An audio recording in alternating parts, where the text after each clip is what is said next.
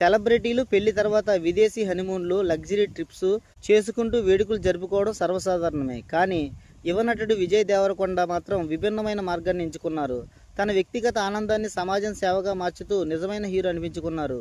తన స్వగ్రామం అభివృద్ధి కోసం స్థాపించిన దేవరకొండ ఫౌండేషన్ ద్వారా ఆయన ఒక గొప్ప ప్రకటన చేశారు.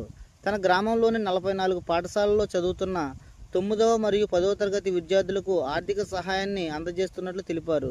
ఇది కేవలం డబ్బు సహాయం మాత్రమే కాదు, విద్య ద్వారా యువతరానికి భవిష్యత్తు నిర్మించాలనేది మహత్తర సంకల్పం.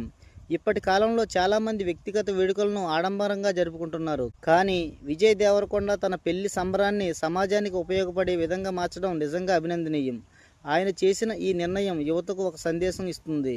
నిజమైన సెలబ్రిటీస్ అంటే సమాజానికి మేలు చేయడం. విద్యార్థుల భవిష్యత్తు కోసం ఇలాంటి అడుగులు వేయడం ద్వారా ఆయన గ్రామీణ విద్య అభివృద్ధికి తోడ్పడుతున్నారు. ముఖ్యంగా 9వ 10వ తరగతి విద్యార్థుల జీవితంలో కీలకమైన దశ.